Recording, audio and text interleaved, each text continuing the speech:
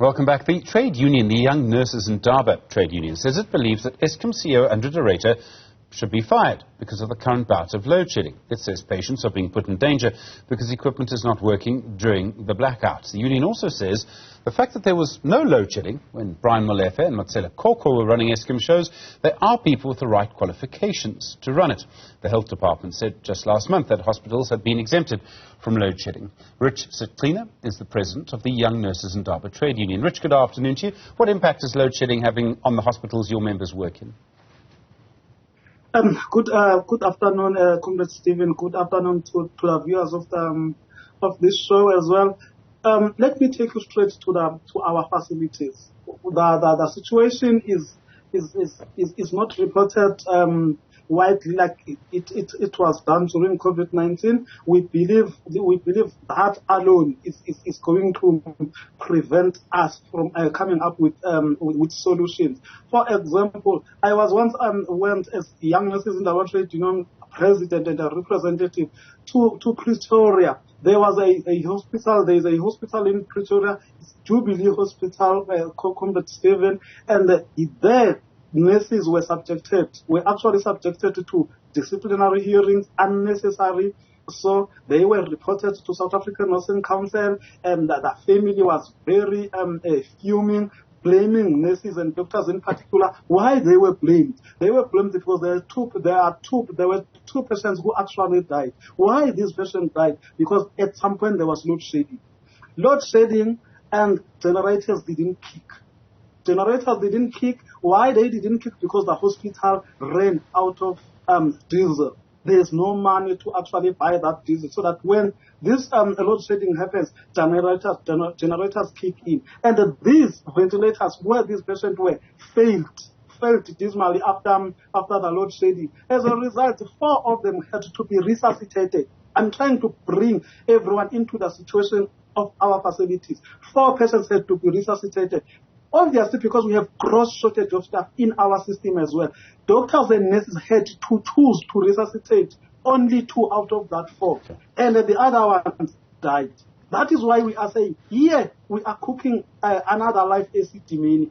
And Ruyter, the GECO of Eskom, must be shown that door. If it was me as a nurse who is failing patients in my line of duty, the system was going to deal with me. South African Nursing Council was going to deal with me. I was going to subject it to disciplinary hearing and be shown that door. Why are we tiptoeing around Ruyter? Because his job is to make sure South Africa has light. It's worse when then this load shedding institution even in all healthcare facilities.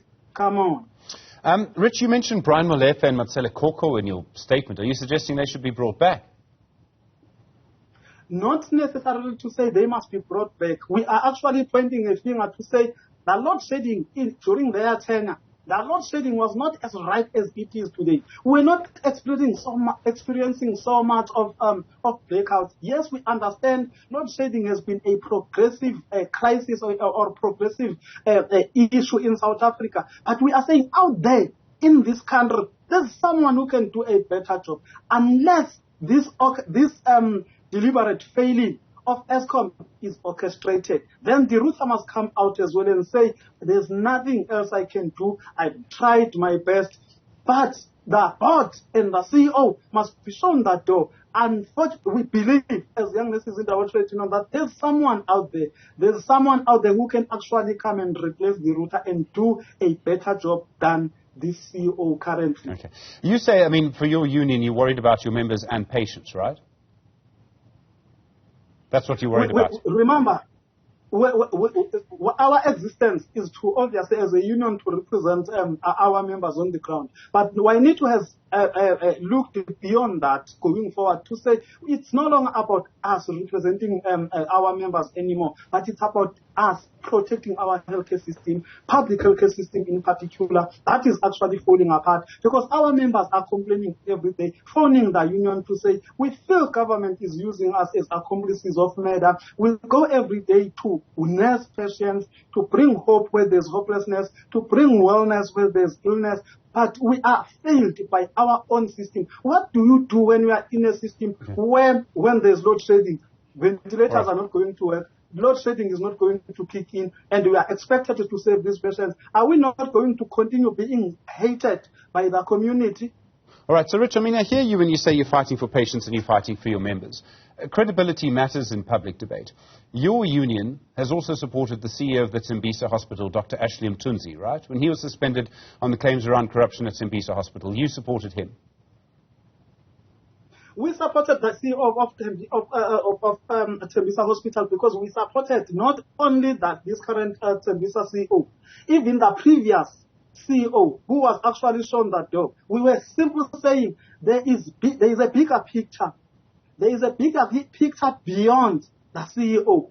Let's look into everything that has actually happened there. Why are we using the CEO as the head of all the corruption that is happening in that particular hospital? Why don't we dig deep and come up with a proper diagnosis to say who is actually behind all this maladministration, financially and otherwise, Rich, not only pointing a finger to the CEO. Dr. Ashley Mthunzi, who you support, is married to your General Secretary, Lerato Mthunzi, right? Not necessarily to say we supported Ashley Mthunzi because of the previous. I'm telling you, Comrade Stevie, the previous CEO we supported, but the previous CEO was not married to anyone in YNITU. That CEO, the previous CEO before Ashley Mthunzi, we released a statement. And then nobody made anything about that. With Lerato Mthunzi, with Ashley Mthunzi, are we being crucified for saying the truth? Are we being crucified only because... Rich, let's look at the case against Dr. Ashley Mthunzi. Let's look at the case against Dr. Ashley Mthunzi, shall we? This all stems from, you'll have seen what it stems from. It stems from the reporting by News 24 in the aftermath of the assassination of Babita Deokaran. And she was investigating the financial documents that were relating to the Tembisa Hospital. They all went through the CEO's office. This is how people got rich during the pandemic. And they all went through Dr. Ashley Mthunzi's office. And then, lo and behold, surprise, surprise, your union backs him when your General Secretary is married to him. What do you expect us to think? Obviously, Stephen, remember, even if that alone gave us, there are many CEOs, there are many people in positions of authority in particular who were actually crucified, with people because of lack of information. For the fact that we had a CEO who is married to our General Secretary, it simply means we have first-hand information. We know whether he was wrong or he was not wrong. If he was wrong, we are going to stand up and say it outrightly, and you are going to call us and say, why do you say so? We will say to you that he is wrong because he's married to our General Secretary, and we have the first-hand information. That is why then we stood up and said, do proper stuff, unleash that investigating committee so that they can actually come out with the proper truth. But where we are sitting, we are saying all these CEOs are used as a scapegoat. Mafias are hiding out there. So mafias are hiding out there. You say that the person who's married to your General Secretary, you would condemn publicly if he was wrong. Really? Yes, we are going to do that. If Ashley Mthunzi, if we knew that Ashley Mthunzi was wrong, we knew we had the first-hand information, we were going to stand up because we knew that alone. We will say we need to stand up for the truth because eventually the investigations are going to be done and we were going to be thrown under the bus, or we were going to be absolved, or else we were going to be the community will know the truth eventually. So that is why we are saying we went there, we released the statement, we supported Dr. Ashley Mthunzi because we have the first-hand information. You were going to do that as well in our position. It went further than that. Your members at that hospital claimed that all the other unions supported them, and one by one they didn't. They withdrew their support. You did more than just issue a statement. You tried to convince other unions to back him, and they all didn't. And that's why he's still on suspension today. My point is, the reason that... Let me just explain why I bring this up, Rich, because I think this is important.